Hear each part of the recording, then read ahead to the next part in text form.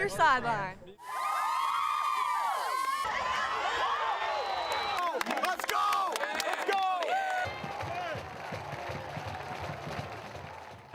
The wait is over. Our favorite time of the year is here, Friday Night Football. Welcome into 5 on your sideline. I am Hannah Yates, and that is Ahmad Hicks. We were all over the place here in the Lou and Illinois. That's right, but all eyes were on the matchup down Highway 40 between the East St. Louis Flyers and the CBC Cadets. It was an old-fashioned shootout in this one, and look at that crowd on hand for these two. CBC responding after a Flyer touchdown, the quarterback connection. Patrick Hyder to the former signal caller, Aiden Robinson-Wayne. He said, look who's flying now, as he goes down the sideline for a touchdown. But East St. Louis, with all their stars, kept on responding. Ali Wells, the new running back on the scene, doesn't give up, and he finds the end zone. The Flyers were up by just 4 points at last check in this one. Carl Reed leading DeSmet onto the field for the first time as they host the Edwardsville Tigers. Edwardsville with a 3-point lead at half before Dalton Brown nearly intercepts Chris Cotton's pass for the second time this quarter.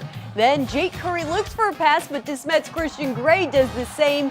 Interception as the Spartans find life in the third. Cotton looks long this time. He connects with Baumstadt for a 56-yard pass and a Spartans touchdown as they win it 44-17. Next, we head to Parkway West, where the Longhorns are hosting district rival Parkway South. Senior wide receiver Jamarion Wayne, he showed a big-time player making big-time plays right there. He goes in for the touchdown, 6-point lead for the Longhorns, and they said, why not run that back? Later on, it's Parkway West. They'll score right there. They go in for 6 more, and they win big. Final score, 56-12. As teams gear up for a new season, one high school football team is gearing up for a new everything. North Point High School officially opened this month as the newest addition to Wentzville School District, and the Grizzlies are establishing who this team will be for years to come. Go! Go, Jimmy!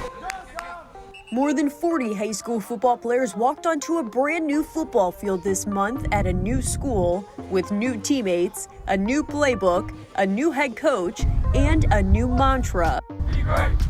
We just really focus on being great in everything that we do, being great out on the field, being great in the classroom, being great in the community, and our young men are doing a great job. North Point football coach Alexander Zangrillas met his team 1 month ago with just 2 weeks of official practices before week 1. Now, we talk about building a house, and we don't want to ever start with the roof. We want to make sure our foundation of our program is set. And so from everything that we do, and again, the Grizzly way, from how we come out to the field, how we talk to each other, how we communicate, we're teaching and developing young men, and that's what it's all about. Underclassmen students transferred from surrounding schools in the district, but juniors had a choice, and seniors stayed, meaning there won't be a single senior Grizzly on the field this year. Really looking for those leaderships, because you know, typically when you have a senior class, they're your leaders just by default. We don't have those, so we're built a leadership council, and we're really developing traits and really teaching those young men how to lead. What they don't lack is confidence, optimism, and a vision. We set what we do right from the get-go. There's not a, this is how we've always done things. It's become what we do from day one. This is what we do, and it's been beautiful, and the kids' buy-in has been tremendous. It's an amazing process. Next is Fort Zumwalt North taking on Columbia's Battle High. Panthers with a nice defensive play here. Braden Miller gets the pick off Battle's QB, and it's going the other way. Now on offense, Zumwalt North gives it to DJ Jones, and he spins his way into the end zone for a touchdown. North with the 35-28 lead at last check. Let's head over to Belleville West. The head coaching debut of Jeremy Macklin and the Kirkwood Pioneers against the Maroons. It was all Pioneers tonight. Quarterback Lewis Kavanaugh looking, doesn't see anything, so he does it himself. 7-0 Kirkwood, and later near the goal line, it's Dion Brown who gets the ball. He charges his way through 2 Maroons to find the end zone as well. Kirkwood wins Coach Macklin's debut 55-14. Now, this place was absolutely rocking at SLU against MICDS. Look at that student section. Isaac Thompson is heading to Mizzou as a defensive back, but he takes this pass from Luke Johnson and goes to the house on offense. Everyone is fired up. Bills up 14-0.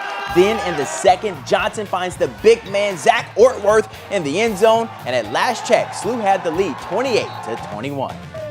How about the Indians of Holt taking on Jennings High? Hassan Cody trying to make some magic happen for Jennings, but he must have had too much popcorn. He drops the ball and Frank Merrill's Johnny on the spot pulls Holt big in the first half. And later on in the game, they had a safety on a Jennings punt attempt. There was no stopping this team tonight. The game was called in the second quarter due to a light malfunction, and Holt wins big in dominating fashion, 45-0.